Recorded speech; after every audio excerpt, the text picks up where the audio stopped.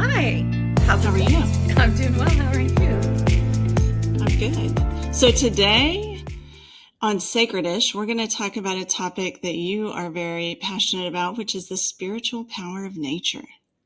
Yes, I am extremely enthusiastic about it. It's kind of like a drug for me. And so first one's free. Everybody just come along here. Get ready. We'll give it out for free. And then you're going to be hooked. Hopefully you'll So, be hooked. This is a good hook. yeah, it's interesting because when you sent me the note and we were talking about our next topic, you mentioned the Book of Nature. I was like, it sounds like a great book. I have no familiarity with it, but I want to know more. I'll go check. I'll read it. I'll download it. I'll read the book. Where is this Book of Nature? I'd love to read it. That's so cute. Yes. Okay. So the idea for this is in Celtic theology, spirituality, mythology. They say that God gave us two books, the big book and the little book. And the big book is nature, and the little book is the Bible. And that is not to minimize the Bible by any stretch, but it is to amplify the power of nature and the gifts that are in nature for us. And they're not in conflict, they're in complete harmony. The rhythms of life being found in nature and sort of the wisdom and the intimacy in the Bible. But again, very complementary. And so that's what I want to talk about. Yeah, sounds good. Well, of course, then I had to learn more to prepare myself. And one thing that I read that I thought was really helpful is that the Celtic Christians viewed this as like a form of revelation alongside Scripture. So to your point, it was very complementary. It was not a conflicting viewpoint or worldview. Yeah, 100%. And so I'd love to start by asking you, have you had any amazing nature experiences? Like, talk to me about your relationship with nature. Sure. Yeah. I believe that I feel more spiritual and moved in nature than I do in any other setting. And when you brought this topic up, I immediately thought of a moment that I had when I was in England many years ago, and we went to the coast in Cornwall, I believe. And I just sat on a cliff above, the ocean crashing against all the rocks. And I just had a moment of, I don't know, extreme peace. I felt kind of one with the universe. It was definitely, a moment. And I've certainly felt that same feeling, usually in, amazing cathedrals, in a, outside of nature. But I tend to feel it more in nature. Like, I think everyone's had a moment, if they've spent time in nature, where you've witnessed a beautiful view or a sunset, or you've just found like this perfect moment of stillness in a meadow, or the sound of running water, that these things connect you to spirituality in a way that's pretty profound. Yeah, no, that's beautiful. The cliffs of Moher and the sea there in England is spectacular, right? Like if you don't feel like you're bumping up against something bigger than yourself, it's such a beautiful place. Yes. And so I agree. And so part of what I want to talk about is kind of the traditions of nature in different mystical traditions. Get into pantheism versus panentheism, and then also just talk about the science and the frequencies and the pulsing of the earth and electromagnetic fields. So just a couple of different ways to tackle it. So, all right. Yeah. So let's dive in. Let's start with the little book. So the little book tells us a lot about the big book, right? All through Psalms, Proverbs, all through the Bible. The heavens declare the glory of God. The skies proclaim the work of his hands. It's there, right? We're told St. Augustine, Joseph Campbell, Emerson, Thoreau, like regardless of the philosophy or the religious background you read, it's there, it's trumpeted, it's heralded, it's not a secret. Like this is not some, you know, esoteric, you got to be a part of a cult or a club to find, right? It's just really declared and told. And you know, we talk about like what my beliefs are. And I always joke that in some order, I'm, you know, a Celtic, Franciscan, Buddhist, Lutheran. The Franciscan part is because of St. Francis, right? Like, and I just feel so like akin to St. Francis and his, you know, brother moon and sister sun. I think I might have that backwards, but you know, that he says every creature is a word of God, is a gift of God, and his, you know, creation centric, creature centric idea. And if you read any of, you know, his writings, it just screams, you know, this idea that God and nature are one, and being in their presence, you know, is very akin to being in the presence of God. You are in the presence of God. So a lot of Yeah. a lot of tradition. Yeah, I think this idea that nature is just saturated with divinity was the That's thing that I walked beautiful. away from with my reading. That it is, you know, it contains divinity in every molecule of it. Yeah. Yeah, that's a beautiful way to say it. Hildegard von Bingen, you know, that beautiful German mystic, she talked about divine greening energy, that there's just this like divine energy that you feel, you know, in the presence. And, you know, if you think about, you know, our traditions, we bring nature in. It's like we crave it in a way. You know, think about holly and Christmas trees. And obviously there's a lot of other, you know, conflating traditions kind of as a part of that as well. But it is something that we crave and we continue to weave into tradition. Like even today, if I go to a Lutheran Epiphany, which is like the, you know, when the wise men showed up, it's like the last day of Christmas, we take the Christmas trees down and you burn these giant bonfires, you know, in the church backyard, right? So there's just always something that, however conservative even you might consider a faith, right? There's still such a pull and such a tradition. And you know, you've heard about Celtic thin spaces and liminal space. I had not heard about them until you sent me the outline, and then I had to definitely go learn more. And Yeah. I've definitely encountered this idea of Celtic thin spaces in literature a lot. You know, when I think about, of course, there are a million people who have watched, dramas on television, et cetera, that celebrate like, you know, rings of stone or fairy stones or fairy circles, or, you know, like there's a whole magical literary tradition around this idea. Yeah, yeah. And, you know, it's kind of like the experience you shared being there on the cliff by, you know, and anyway, these thin spaces, not unlike icons, you know, an icon is a thin space between us and the spiritual world. And so in the Celtic tradition, like the island of Ione, and there's certain places where the veil is very, very thin, you know, and you're sort of touching the other side. You can feel it more and more. And, you know, you think about, we often describe these like epiphany moments or these tremendous experiences we might have in our lives as mountaintop experiences, right?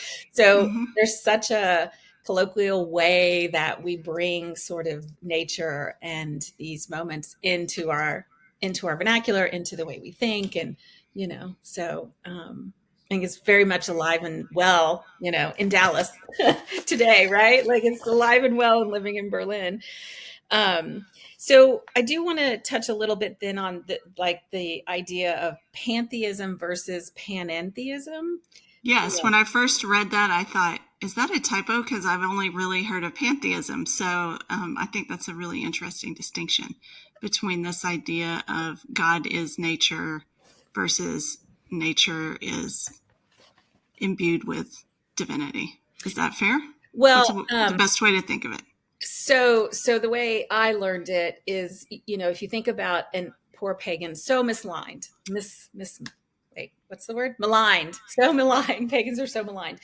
The idea pantheism is that everything is worshipped as a god. That's like the sort of negative, right? That the God is the sum of its parts, right? So like tree is God, a river is God, a bird is God, like it's all part and parcel of God. That is pantheism. And of course, it gets, like I said, much maligned. Um, it goes straight to the place of, multiple gods, and they worship trees and they worship mountaintops and they worship whatever. So that's pantheism. Panentheism, and that little N in the middle, I'm not good with my, I guess, Latin, but that is God in everything, right? So what that idea is that God's fingerprints on everything. There's a remnant of divine energy left in everything he creates and everything that he touches, but he extends beyond what we can see, right? So he is in this creation. You can feel it, but he is not limited to it. So that's the difference. A tree is God versus the fingerprint of God lingers in a tree. And so that's sort of the difference. And it carries over to people, this idea that, you have the Shekinah, you have the mark of God, right? In the Jewish tradition, like that his fingerprint is on you. And so it doesn't just stop with humans made in his image. This whole creation has the fingerprint. Are you saying that if we love God, then we love other people? Shocking. What? We should do a topic that I'm really interested in and have been like processing over like the last year. And I think I got this from Cynthia Bourgeault, but this idea that God is not the object of my love, God is the subject of my love. I'm like, oh. So anyway, sidebar. But that's the difference between pantheism and panentheism. And most people don't stop to catch that little N. If you say, I'm a panentheist, and they're like, weirdo. Like, I don't really know. They probably think you're just mispronouncing it. But yes. Yeah, right. Mm-hmm. Yeah, that girl, that sweet girl, she didn't know what she's saying. She's a sweet girl, no. Right? But the Gospel of Thomas is also one of my favorite gospels. So we're gonna have to do a whole thing on the Gospel of Thomas. But Logion 77 is, I am the light above the all. From me, the all did come, and to me, the all shall return. Split a piece of wood and you will find me. Lift a rock and I am there. And that is panentheism, right? So again, another topic, we'll have to do the Gospel of Thomas. But so I feel in my body, because matter matters, God everywhere and in everything. And intellectually, I believe it to be true. Nice. I love this idea, and that is amazing. I definitely want to talk more about old St. Thomas at some point. Yes, well, let's do that. And then alongside this idea, if it resonates and you go on this journey with us, then there is no sacred versus secular. Right. It is. Yeah, there's no separation. It's all sacred. It's all sacred. Nothing's profane. Nothing is secular. It is all sacred. And the trick or the key is, do you recognize it?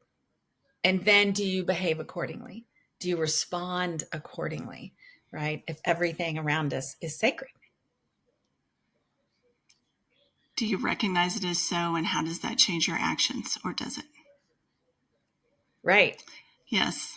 Well, and I think then we have to get into, obviously, we already talked about what it means in terms of how you see and relate to other people, but then it also gets into the psychology of if you believe nature is sacred and full of the divine, how do you treat nature?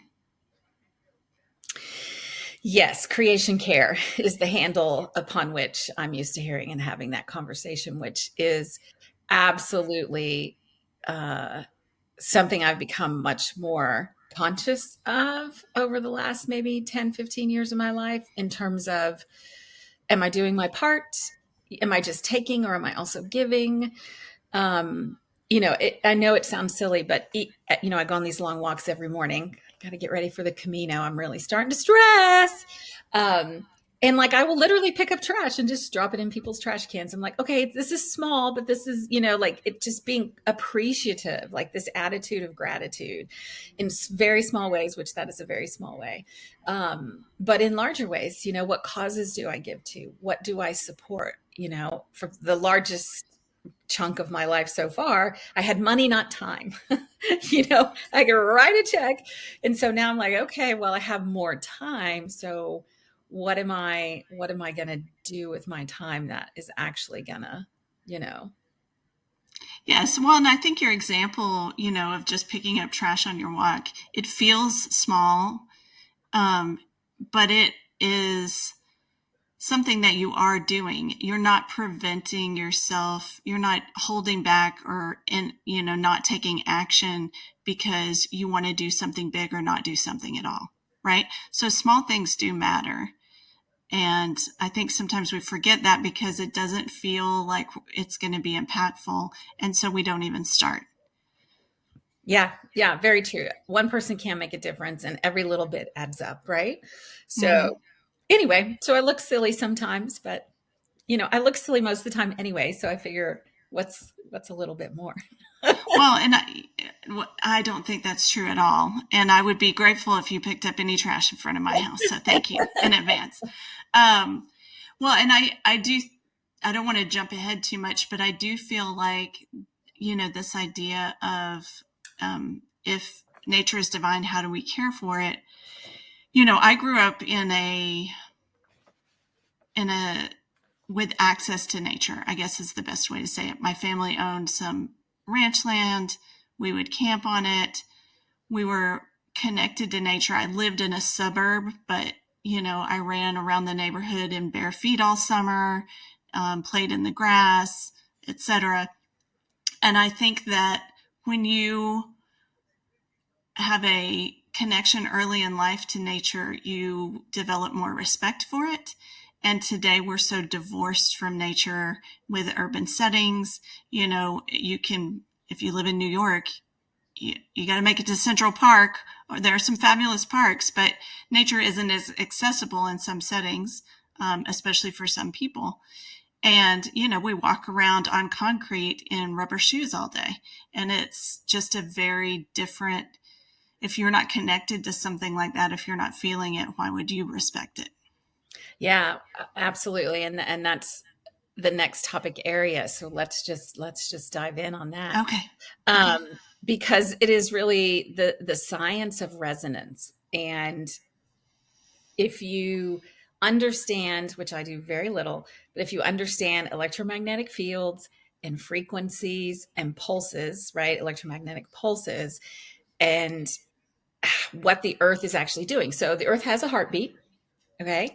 Every 26 seconds, there's a pulse, an electromagnetic pulse. And my understanding is, again, certainly not expert level at all, but there seems to be different ideas about why and where it comes from. I guess it's somewhat undeterminate. Some say it's from the molten lava, magnetic core of the earth. I've read others believe it's just because of the waves of the ocean and just kind of like volcanic activity. Somewhere the Gulf of Guinea, which is on the east coast of Africa, might be an origination spot. But this idea of the earth having a heartbeat, and that, every 26 seconds, there's that pulse. Then there's just kind of a vibration and a frequency between the surface of the earth and some sphere and atmosphere. I don't know which sphere it is, but I guess around the planet, there is roughly 50 lightning strikes a second. And that creates an electric vibration around the planet. And every time a neuron fires, it's electric. It's putting off an electric pulse. So what humans, the vibrating frequency of electricity around the planet and the vibrating frequency of the neurons of our brain are similar. And so your idea, as you were saying, about just feeling at peace is resonance and entrainment, right? And so when you get off the concrete, which acts as an insulator, when you get out of your rubber shoes, yet another insulator, and you put yourself out and you ground yourself, right? Some people call it earthing, some call it grounding. You're removing all the barriers from entrainment, right? And so your body starts to, right, like entrain with the earth, the frequencies become in harmony. And that, even if you're not a religious or spiritual person, creates harmony, right? It just kind of creates like a harmony. And that's where a lot of that peaceful feeling, it reduces blood pressure, your heart rate slows down, it can lift your mood, it can release dopamine. I mean, it's just such a positive cocktail of healthy vibration that if you open yourself up to, because a lot of people are like, ugh, how many, you know what I mean? Like, what are you talking about, hippie girl? Like, no, this is like science, right? It's really pretty powerful. And being trapped in Dallas, right, where there's not a lot of nature, I do have to make an effort, but I ground every morning in my backyard. I ground every night. I just kind of fell into it because I got to take the dog out in the morning and I got to take the dog out at night. And I'm like, oh, I could use this for some conscious grounding. So tell me what that means, what grounding looks like specifically when you do that. Yeah, I mean, it's just as simple as taking your shoes off and standing in the grass. And you just want to stand there for a few minutes to just give everything a chance to entrain and to harmonize, right? Some people will just lay down in the grass. You can do that. So it's as simple as you just put your feet in the grass. So what if it's cold? Then you suck it up, little girl. And yeah, so you just it's making contact with the ground, not the concrete, but you take your shoes off. Some people lay in the grass. For me, it can be as simple as just standing. I'm barefoot all the time. I hate shoes anyway, but standing barefoot in the grass. I do it in the morning. I do it in the evening. And again, it's just simply because I was like taking the dog out first thing in the morning and taking him out before I went to bed. I was like, hey, why don't I be a little bit more conscious about this? And so, yeah, like I said, you could just stand there for a few minutes barefoot in the grass. Some people like to just lay in the grass for a while. Yeah, I think I've talked about it. I had when I was on sabbatical, I would lay under a tree for about 20 minutes with my dog, and it was amazing. I'm going to be honest, it was amazing. And this practice, I've read about people, grounding on a more ritualistic basis, making it part of their everyday routine. And I even read an article by someone who did it in New York. He would manage to find a little patch of grass every day to stand in. So it's certainly something that for most of us is pretty accessible. Like we can walk to someplace that has grass where we could stand for a few minutes and get that exposure. And I have been interested in the topic of earthing or grounding because I get served a million Instagram ads for grounding sheets and earthing sheets and all kinds of stuff I can buy from people. Yeah. So, well, welcome to capitalism. I'm not sure we're a democracy as much as we're a capitalistic experiment. But anyway, yes. And some of that stuff actually works. I don't know about grounding sheets, but it's all about conducting. It's more about eliminating the barriers, the insulators, and facilitating conduction. Yes, but you don't. I just want to be clear. You don't have to pay someone $50-$100 for a grounding sheet. You can just take your shoes off and put your feet in the grass. Yes, you can. Yes, you can. And to your point, that's pretty accessible for most people in some capacity, right? But seeking out these larger nature experiences. So growing up, lived in between Dallas and Austin most of my life. I get to travel a lot, which I love. But I got to spend my summers down in Kerrville, and we were just outside all the time. And, my grandparents would take us all to the river and leave us there. It's like you could do that back then. They didn't do anything wrong. And we would just have the best time in nature. Right. So I think that's kind of where the appreciation started for me. And like literally there were fresh natural springs, and we would go get fresh spring water from the spring and put them in these big containers. And that's what we all drank and cooked with. Right. It was amazing. And then I got lucky and was able to have a horse in high school through a series of very fortunate events. And like just being alone on a horse I would be out there all weekend long, 6, 7, 8 hours. I'd just be like, before all of North Dallas was built up, it was my stable and it was my pasture, and those experiences, I still feel them in my body. Like there are times like I have got to see a man about a horse. Like I have got to get a horse back in my life, but my body still remembers that. It still longs for that, right? And especially when it comes to horses, electromagnetic, your heart has an electromagnetic field like your body does. For humans, it's about 5 feet. And the vibrations are slightly different. I don't understand all the megahertz and hertzes and all that stuff. But oftentimes if you meet someone and you just instantly, you have like a chemistry, it's often that you're vibrating, your 5 feet, your vibration is already in alignment or entrained. You're at the same frequency as someone else. And so you're like in the same. You're literally vibing. You're literally vibing with them, right? And other people, right? So when it comes to horses, their hearts are like 5 times bigger than ours. And their electromagnetic field is 25 feet around them. And their hearts beat slower. And so for me, and for a lot of people, I think who, are horse crazy, it's so calming. You just get in that field and it just brings such a calm because my heart rate slows down. You just kind of get entrained. So that's just a super powerful combination for me in being in nature and being on a horse. And I have an excursion for us, by the way. We're going to go cross country cattle rustling on horseback for 2 weeks. You don't know this yet, but we're going to do it. Well, here's what you don't know about me is I was just about to say, I've never really liked horses, and you've made me at least a little curious. Okay, so maybe 2 weeks is too long.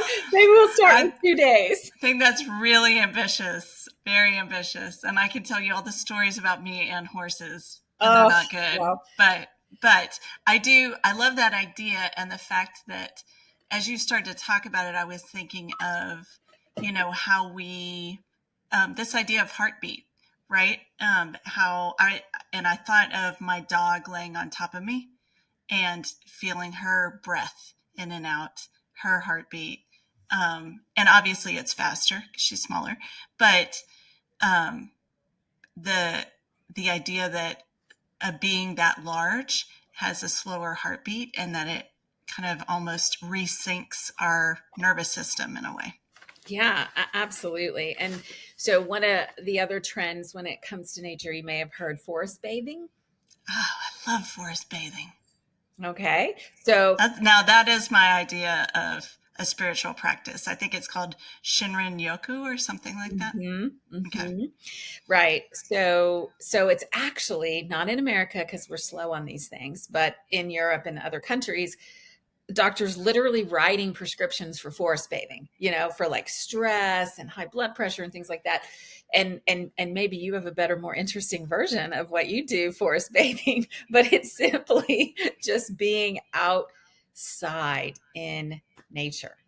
Mm-hmm. Yeah, no, mine's not any special weird flavor of it. It's just plain old get out there. You're not out there just like to clean it up. No, I don't literally bathe.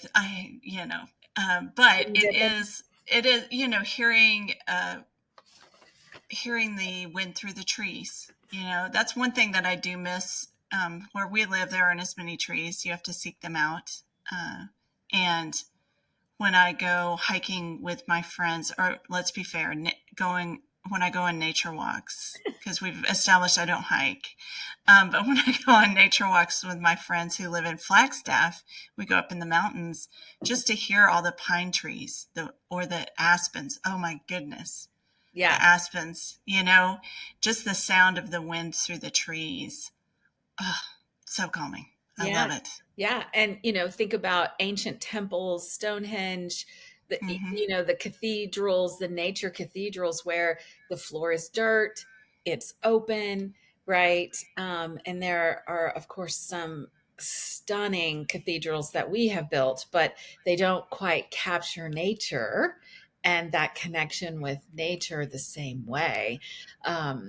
and just, missing that power, just really missing the beauty and the power of all that. So Yeah, on that same trip where I was taking in the cliffs and the waves, we went to Glastonbury Abbey, which is, if I'm remembering correctly, it's been a while, is a ruin now. And so I love ruins. This idea of, this outline or shell of a man-made structure that was meant to evoke a spiritual feeling taken over again by nature. There's something about that that's really appealing to me. yeah, nature always wins, right? Nature always wins. Yes. I don't know if we've talked about this, but during the pandemic shutdown, uh, you know, as someone who pays attention to the impact we have on the earth and some of the realities of the decisions that we've made, to see the earth just come back while humanity was shut down, in India, they could see the Himalayas for the first time in years, and you had dolphins in the canals in Venice. And then, the message to me was very much the earth is going to be here. Yeah. Or nature will come back. Yes. Now, we may not be here because we may make poor decisions that lead to our extinction. Much like the dinosaurs, we may be gone, but nature will prevail. And so, in a weird fatalistic way, I found that reassuring. I don't know. Yeah, I mean, Mother Earth, right? You want to know that your mother is strong and resilient, and she really is, despite all the horrors that we levy upon her, right? Just give her a year, and like you said, look what happens. It was, just even in a matter of a month or so, all of these changes. It was so dramatic to me that if we ceased, this is the reality. This is what would happen. Yeah. It's pretty amazing. Yeah. So I just want to talk though a little bit more about the studies that have been done around this idea of electromagnetic fields and grounding and earthing. And what I would say is, I love the science part, so that's the part I delved into a little bit more. And there have been various studies that show that grounding reduces inflammation and pain. It improves your sleep. Like, those things have been published in the Journal of Inflammation Research. The fact that it lowers psychological and perceived stress, is an established complementary therapy in medicine. This idea that low frequency earth electromagnetic fields influence science and the science of sleep and your sense of well-being. All of these things have been published.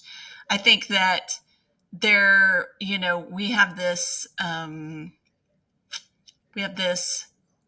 high watermark in terms of a large number of peer-reviewed studies and research before science officially is willing to recognize things. And I don't think on a lot of these topics that exists as much yet, but certainly there is research behind it. And back to the point I always get to, which is, hey, putting your feet in the grass is pretty low risk, and why not give it a shot? And super cheap. Yeah, super cheap for most people. For most people, pretty free. Yeah. So, why not just give it a shot and see what happens? Yeah, I think 100%. It's one of the reasons I love to camp so much, and I just literally, my body will crave being out in nature and in a committed way, not just in a grounding way, right? But going to sleep when the sun goes down and getting up when the sun goes up, right? And just settling into, acquiescing to just the rhythm of nature. There's so many times when I'm like, I've got to get out of Dodge. I have got to get to a cabin. For the last couple of months, I was just like, I've got to go stargazing. Like, I absolutely have to go stargazing. I probably drove you crazy telling you that. And then a friend and I, hi, Stephanie, we went to Tahoe and we did this very simple, like, and Tahoe's amazing. Loved it. Can't wait to get back. We canoed or paddle boat, whatever, out to the middle of the lake, probably not the middle. And then we just all gathered our little canoes together and we just floated in the water and looked up at the stars. And you could like see the Milky Way. And we were watching, and I was like, it was like I just plugged my battery back in. I mean, the whole thing didn't maybe take 2 hours, something like that, but it was amazing. And I was like, I need this more. I need so much more of this. So I'm trying to figure out, like, how am I going to get up to Broken Bow? Like, when's the next time I can get to Colorado? How fast can we get to Oregon? Do you know, like, especially I find more and more and more and more, I need more and more of it. Yes, agreed.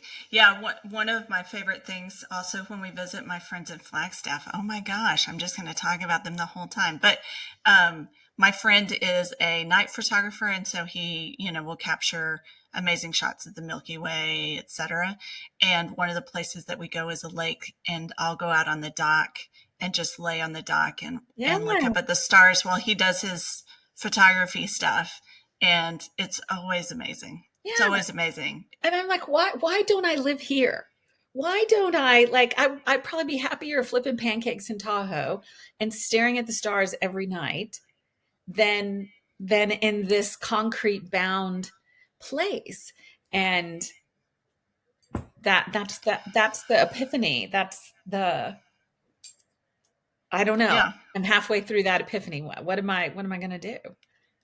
I can't wait to see what you're going to do.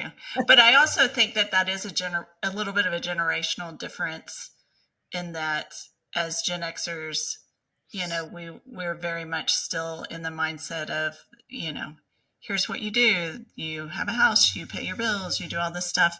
And I do feel like younger generations, at least some people in the younger generations, are good at saying what truly makes me happy. And I think part of the reason we see that shift is because the standard route is not available to them as much anymore. So, I'm going to save up for my mortgage. I'm going to start saving for my retirement. Like, a lot of those milestones are not as attainable. And so they've been forced to evaluate, what does actually make me happy, and kind of rework their life plan based on it. Which I think is genius, because I do just the opposite. So I plan these elaborate vacations, and then I have to work harder to have the money to pay for them. Like, I'm going to go walk the Camino, and then I'm going to go to the Arctic Circle. And I'm like, so excited. But I could probably get that hit a lot less cheaper. Do you know what I mean? And maybe it's just, I'm kind of on the wrong, I have the right goal, but I'm just going about it incorrectly. I think I'm making it harder than it needs to be. I don't know. I think a lot of us are in that cycle where we are, 95% of our life is to subsidize the 5% we think we like is our escape when we go enjoy. Yeah, it's very upside down. It is. And that's, I'm so into walking and hiking, and I'm out every single day. And yeah, it's my buoy, right? Even here, I can go to a park, I can go to the lake, I just need it. Anyway. So, as we think about, I'm always thinking about my sadhana, my practice, right? And a large part of that is the miles I walk in the morning. Like, I have to do that. But in what ways should I tweak my sadhana to have more joy and to have more harmony and just more peace in general? And nature is such a big part of it. It's just increasingly a bigger and bigger and bigger part of it. So, yes, I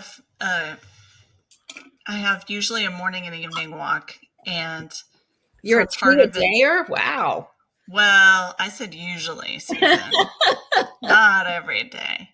And I find I try not to. Occasionally, I'll listen to a podcast or something like that while I'm walking. But I try to just have my phone in my pocket in case I need it and focus on my walk. But man, I will get in my brain the whole time. And there have been walks where I look up and I realize I've been on autopilot and I'm almost done with my morning walk. And I haven't even really looked up at the trees. I walk through a park, and sometimes I don't even see it. Yeah. And so, I think you can physically put yourself in nature, but you also have to quiet your mind so that you can truly be in it. Yes. Yeah. 100%. It's really easy to go through the motions, Mm-hmm. and I, years ago, I think I may have already mentioned this, but I was at an ashram and the big theme was get out of your head and into your body, which it took me 40 years. I think I was maybe before I finally was like, oh, I get that now. You know what I mean? It was just like a whole nother world. And it's so easy for that to happen. And just up in your mind all the time, all the time, all the time. So, yeah. Yes. Yeah. You identify with your mind more than your body. I think some people do. I definitely do. Probably people who are athletes or people who use their body as a tool more often, it's a different perspective, but someone who's more, driven by reading or, like loves to study, it's easy to over identify with the mind and ignore the body for sure. And I think the thing that I like about this idea of nature healing, we've talked about how it can have very positive physical effects, but this idea that nature heals you because it kind of realigns you with this rhythm that you've lost sync with. Mm-hmm. Mm-hmm. And it's not just, because it's pretty or fun to look at, although it can be, but it's this much more foundational connection. Yeah. Well, it's just as God, as nature, as the universe intended, right? We're supposed to be in harmony. We're not supposed to be disconnected from the garden. It's just like a faulty gene we have where we just keep pulling ourselves further and further away. I want to go in the opposite direction, I want to go in the opposite direction. So that's my continuing challenge is more nature, more grounding, meditating in a forest is like nirvana for me. Like, I mean, as long as I have my dog, I feel safe because once I got surprised by a moose, that thank God for German Shepherds. He handled the whole situation for me, but but yeah, that's the best right there. Yeah. Yeah. Well, that's part of respecting nature, right? Understanding Right. there's some big animals out there. There's some big animals out there. So anyway, let's try and get a little bit more nature. That's my goal. Absolutely. And I think that there are a lot of ways to do it. And some people really get into gardening. We didn't talk about. We talked a lot about. Kind of the electromagnetic benefits of grounding and earthing, et cetera, but also literally getting your hands into the soil. And of course, unfortunately, we live in a time and some of us live in places where you have to be careful what's in the soil because it's not always pristine, right? But that exposure,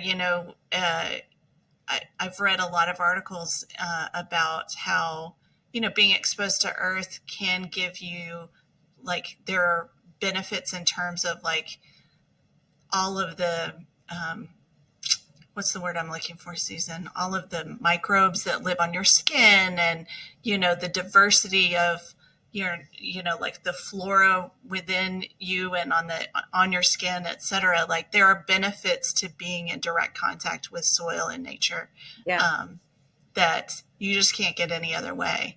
And a lot of folks, link some of that, obviously stress is a factor, but link some of it to the prevalence of autoimmune diseases and some of the other things that we have now is that because we are so divorced from nature, sometimes we just don't, we're not getting all of the goodness that we used to in terms of our composition, how we're made up. Yeah. The nutrients we need. I don't know about you, but when I was pregnant, my OBGYN said to me, now, Susan, if you have the urge to go eat dirt, don't do it. I was like, what are you talking about? And he's like, some women will start craving iron and the soil is so full of iron that they will literally crave eating dirt. So a silly example, but right. so fundamental. And I just thought, no worries, that's never going to happen. You're like, that doesn't sound appealing, but you can understand that there are these, when you're pregnant, you understand that we are animals, because that's the whole experience. From beginning to end, you're like, wow, okay, here we go. Crave dirt? Like, what's happening? I don't understand what's that. What have I signed up for? Shit. Yeah. Yes. Yeah. I never craved dirt. I did have an incredible aversion to chicken, and I ate limes like nobody's business. So, everyone's different.